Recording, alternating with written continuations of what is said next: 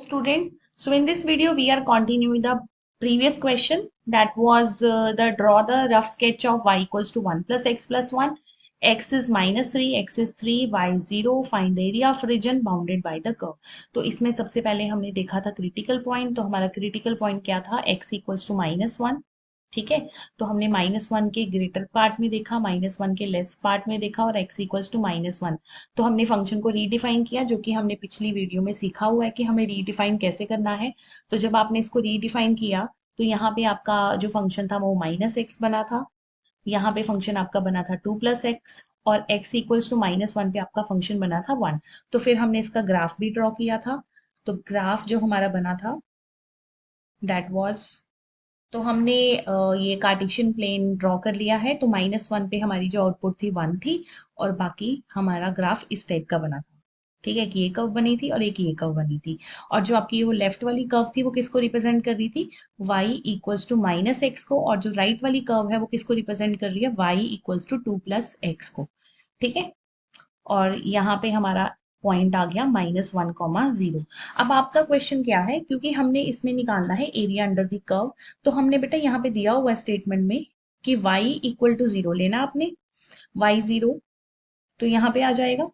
ठीक है, और x equals to -3, x equals to 3, तो y इक्वल्स टू 0 का तो कुछ खास रोल नहीं है इस क्वेश्चन में। तो हमें -3 और 3 के बीच का एरिया फाइंड आउट करना है। तो हम इसमें पहले ऐसे लाइन लगा लेते हैं, -3 और 3। थोड़ा ध्यान से समझेंगे, ये बहुत इंपॉर्टेंट क्वेश्चन है। रिपीट भी हुआ है ये हमारे इसी साल 2025 में एक सेट में ये क्वेश्चन था। अब -3 और 3 के बीच में हमें ये ग्राफ ड्रॉ करना है। ठीक है, लेकिन अगर आप ध्यान दो बेटा, ये मैंने जो लाइन लगाई है ये वाइट कलर की, तो यहाँ से क्योंकि हमारा जो एरिया होता है वो क्या होता है, एरिया अंडर द कर्व, ये हमारा कॉन्सेप्ट है, एरिया अंडर द कर्व। ठीक है, इधर भी हमें वही चीज फाइंड करनी है, एरिया अंडर द कर्व। अब ये तो चलो मुझे पता ही है कि मुझे इस क्वेश्चन में स्ट्रिप्स कौन सी लेनी है, वर्टिकल स्ट्रिप लेनी है। तो बेटा देखो, जब मैंने ये रेड कलर की स्ट्रिप ली, मैं इसका कलर चेंज कर देती हूँ, जब मैंने इस रेड ये ग्रीन कलर की स्ट्रिप ली, ये ग्रीन कलर की स्ट्रिप, तो ग्रीन कलर की जो स्ट्रिप है वो कौन सी लाइन के अंडर है, ध्यान से देखो। मैंने जो ग्रीन कलर की स्ट्रिप ली है वो कौन सी लाइन के अंडर है, वो y इक्वल्स टू -x के अंडर है। तो ये सिर्फ जो मैंने ग्रीन कलर का पोर्शन लिखा है, तो हम क्या लिखेंगे, area equals to, area equals to एक तो हो जाएगा हमारा A1, ये हो गया हमारा A1, और ये जो सारा है ये सारा हमारा हो जाएगा A2। तो क्योंकि हमने इसको टू पार्ट्स में क्यों डिवाइड किया, क्योंकि अगर हम ए बी की बात करें, इसको हम नेम कर लेते हैं ABC, तो बेसिकली हमारा जो एरिया बनेगा वो क्या बनेगा, area under AB plus area under BC। ठीक है, बीसी के अंडर का एरिया। तो अगर हम ए बी की बात करते हैं, तो एरिया तो चलो हमें पता ही है कि एरिया में हमें लेना क्या है, y इंटू डी एक्स लेना है। तो अगर आप ए बी के अंडर एरिया की बात कर रहे हो और ए बी में जो आपका y है वो क्या है, वो -x के इक्वल है, तो यहाँ पे आपको -x इंटू डी एक्स लिखना पड़ेगा। और आपकी लिमिट्स क्या आ जाएंगी, -3 से लेके -1 तक।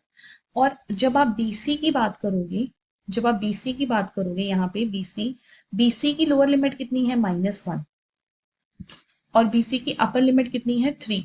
अब बीसी कौन सी लाइन के अंडर है, अब हम यहाँ पे फिर से इसका वो करते हैं चेंज कलर। जैसे हमने ये वाला पिंक कलर का सारा एरिया लेना है, ये पिंक कलर के एरिया की जितनी भी वर्टिकल स्ट्रिप्स हैं वो कौन से लाइन के अंडर आ रही हैं, कौन से फंक्शन के अंडर आ रही हैं, 2 प्लस एक्स के अंडर आ रही है ना। तो हम यहाँ पे क्या लिखेंगे, 2 plus x into D x. बस हमारा क्वेश्चन कंप्लीट है।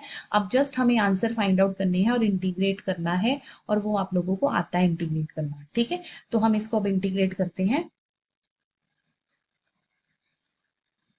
तो ये देखिए, तो अब बेटा हम क्या करेंगे, हम प्लस वाले को पहले लिख लेते हैं, -1 2 3, 2 plus x into D x, और ये माइनस वाला जो नेगेटिव है यहाँ पे लिख लीजिए, ताकि क्वेश्चन में कोई मिस्टेक ना हो, वो आपने देखना है कि किस चीज़ को कैसे लिखना है।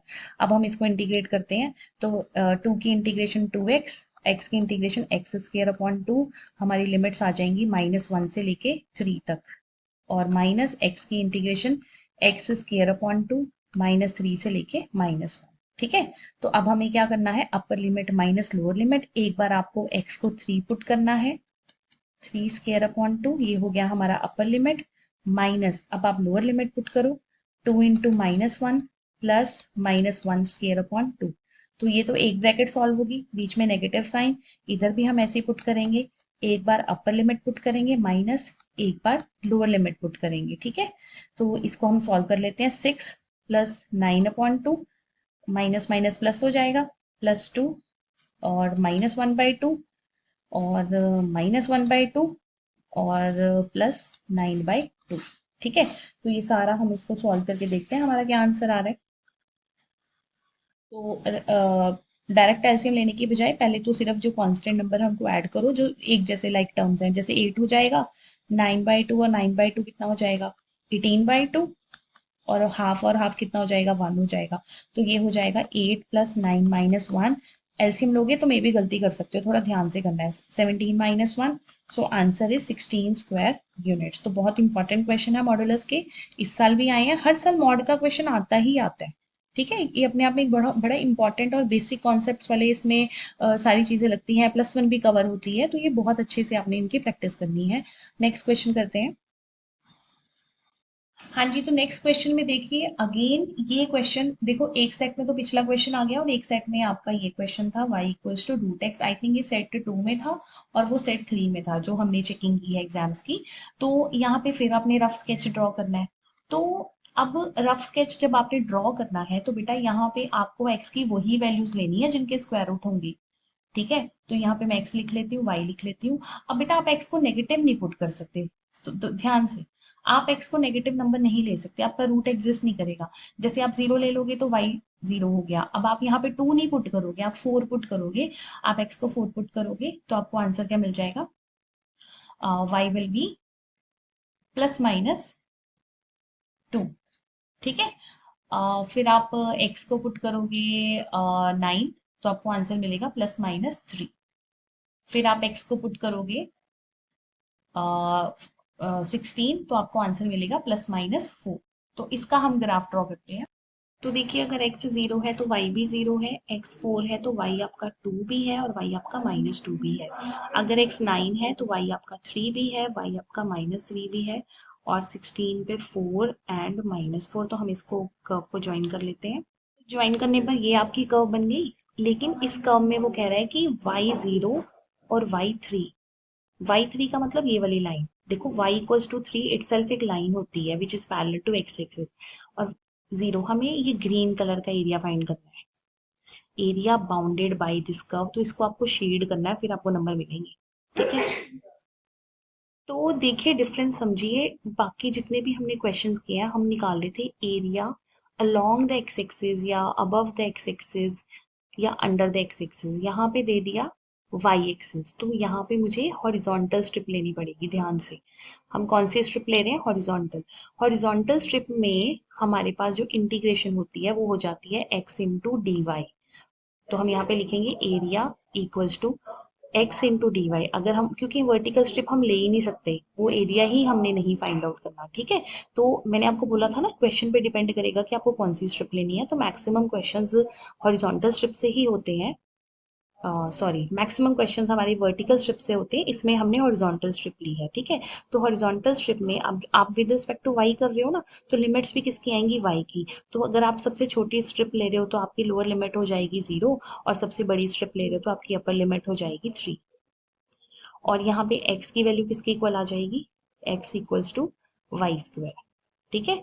तो हम यहाँ पे वाई स्क्वायर लिख देंगे डी वाई। तो अब देखो इंटीग्रेशन तो बहुत आसान है इसकी, लेकिन इसका ग्राफ बनाना, इसको शेड करना, फिर ये क्वेश्चन 5 नंबर का आया, मैं आपको दिखा दूंगी पेपर में इस बार, ठीक है। 5 मार्क्स का क्वेश्चन था। तो फिर आपका आंसर आ जाएगा y³ 0 to 3। तो आंसर इज 27/3। तो 9 स्क्वायर यूनिट्स इसका आंसर आ जाएगा, ठीक है। तो इस तरह से आपने रूट एक्स का क्वेश्चन करना है। अब अगर वो बोल देता, सपोज सेम क्वेश्चन आ जाता और वो बोलता कि आपको एरिया निकालना है 4 से लेके 9 तक, सपोज वो ये बोल देता 4 से लेके 9 तक, फिर करना हमने वैसे ही था। तो फिर हमारा क्या आ जाना था, यहाँ पे आ जाना था y इंटू डी एक्स। तो लिमिट आ जानी थी 4 से लेके 9 तक, ठीक है। तो y का हमारा ऑलरेडी रूट एक्स था, फिर हम इंटीग्रेट कर लेते, तो कोई मुश्किल नहीं होता। हमें यहाँ पे छोटे छोटे बेसिक कॉन्सेप्ट समझने हैं, ग्राफ ड्रॉ करने सीखने हैं, अदरवाइज ये क्वेश्चन अटेम्प्ट हो जाते हैं पेपर में, इन क्वेश्चन में प्रॉब्लम नहीं आती। ठीक है, एक और क्वेश्चन करते हैं। तो देखिए question, find the area of region bounded by the curve y square equal to 4x। तो यहाँ पे Y square equal to 4x का मतलब आपका ये वाला पैराबोला बनेगा, right hand, x axis y square equals to 4x। अब वो कह रहा है कि आपको जो एरिया फाइंड करना है वाई एक्सिस पे फाइंड करना है, और लाइन आपने कौन सी लेनी है, वाई इक्वल्स टू 3। तो 3 पॉइंट आप यहाँ पे ले लो, जहां पे भी आपका मन कर रहा है वहां पे आप पॉइंट ले लो और उस लाइन को ड्रॉ कर दो। तो मैंने वाई इक्वल्स टू 3 लाइन को ड्रॉ कर दिया। ठीक है, y इक्वल्स टू 3 लाइन हमारी ड्रॉ हो गई। अब देखो बेटा, वो कह रहा है कि area of a reason bounded by the curve. तो बाउंडेड बाय द कर्व यहाँ से स्टार्ट होगा ना एरिया, नीचे वाला नहीं लेना, नीचे वाला अनबाउंडेड है। तो अब इसमें मैं हॉरिजॉन्टल स्ट्रिप कभी भी नहीं ले सकती, मेरे को वर्टिकल स्ट्रिप मैं कभी भी नहीं ले सकती, हमें इसमें हॉरिजॉन्टल स्ट्रिप ही लेनी है।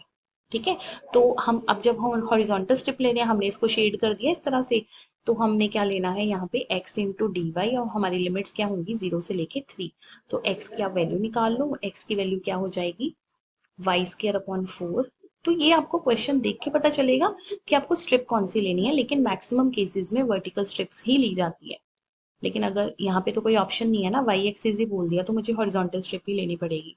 तो वाई स्केयर की इंटीग्रेशन आ जाएगी वाई क्यूब अपॉन 3, 0 टू 3, 3 को बाहर निकाल लो, 1/12, वाई क्यूब 0.3, 27/12।